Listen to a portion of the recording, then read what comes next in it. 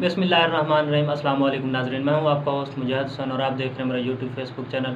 नाज़रीन इकराम, पाकिस्तान की तारीख में ये बात हमेशा याद रखी जाएगी कि जब नवाज़ शरीफ साहब को सज़ा हुई थी तो नवाज़ शरीफ ने डील करके लंदन भाग गए थे, और जब इमरान खान साहब को सज़ा हुई तो इमरान खान साहब को सज़ा देने वाला जज डील करके लंदन भाग गया है और इमरान खान साहब जेल के अंदर बैठे हुए हैं। आज 7 अगस्त है। आज की तारीख में एक और बहुत बड़ा काम हुआ था। हमारा जो हमसाया मुल्क है इंडिया, उन्होंने मिशन चंद्रयान भेजा था और आज की तारीख में वो चांद के मदार में दाखिल हो चुका है और पाकिस्तान के अंदर पाकिस्तान की सबसे बड़ी सियासी जमात के रहनुमा इमरान खान साहब को जेल के अंदर दाखिल कर दिया गया है। तो ये दो मुल्कों के माशरों का आप हिसाब लगा सकते हैं कि हमारी प्रायोरिटीज़ क्या हैं। आगे जय अरशद भट्टी ने एक बड़ी अहम बात की। उन्होंने कहा जी मजहबी माशरे इसलिए खुशहाल होते हैं कि वहाँ पर कानून की हुक्मरानी होती है, वहाँ पर चंद लोगों के पास बेदरेक ताकत नहीं होती, हर किस्म के वसाइल नहीं होते। तो मजीद उन्होंने कहा कि पाकिस्तान तब तक खुशहाल नहीं हो सकता जब तक जुल्म का निज़ाम जो है इस मुल्क से ख़त्म नहीं होता। अगर इस मुल्क के अंदर जुल्म रहता है, अगर इस मुल्क के अंदर अमीर और गरीब के लिए इंसाफ बराबर नहीं है, ताकतवर के लिए और कमज़ोर के लिए इंसाफ बराबर नहीं है, तो भूल जाएंगे पाकिस्तान के अंदर जो तरक्की है वो हो सकती है, कभी भी तरक्की नहीं हो सकती। एक और बड़ी अहम बात आपको बतानी है और आपने पाकिस्तान के अवाम के साथ इसको ज़रूर शेयर करना है। ये भी तारीख का एक हिस्सा होगा। पाकिस्तान पीपल पार्टी के एक रहनुमा है कमरजमान खैर और ये जमहूरियत के चैम्पियन है। अब आप यकीन करके ये वो बंदा है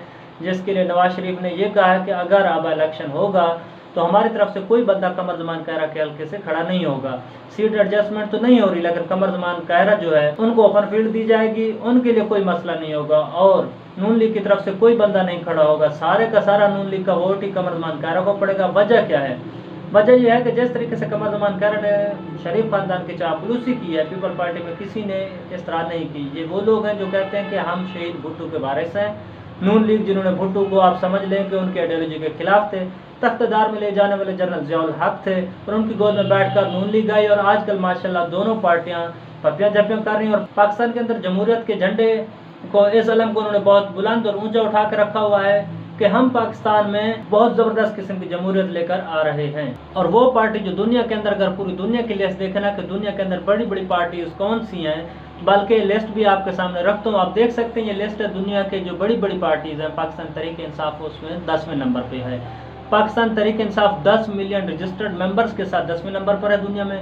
इस पार्टी को ये पाकिस्तान के अंदर ख़त्म करना चाहते हैं कि भाई इस पार्टी का हमें नामो निशान नहीं चाहिए, हमें इस पार्टी का जो लीडर है वो जेल के अंदर चाहिए, हमें वो नाअहल चाहिए, हमें लिख कर दे दिया जाए कि वो बंदा किसी भी सूरत इलेक्शन के अंदर नहीं होगा। वो ना सिर्फ वो बंदा बल्कि उसकी पार्टी इलेक्शन के अंदर नहीं होगी, बैलेट पेपर के ऊपर बल्ले का निशान नहीं होगा। ये पाकिस्तान के अंदर इनकलाब ला सकते हैं। वरना मियाँ साहब अगर ये कहें कि जी आए सियासी मैदान में मुकाबला करते इमरान खान साहब का, मुकाबला करके जीतते और जीत कर ये कहें हाँ मैंने सियासी मैदान में मुकाबला किया है, इस तरह किसी किस्म का कोई सीन नहीं होने वाला।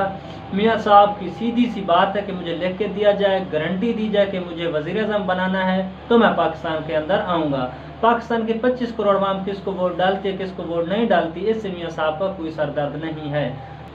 दो ही बातें हैं। मियाँ साहब कहते हैं कि हमारे साथ डील करो और मुझे वज़ीर-ए-आज़म बनाओ, और जरदारी साहब कहते हैं कि हमारे साथ डील करें और मेरे बेटे को वज़ीर-ए-आज़म बनाएं।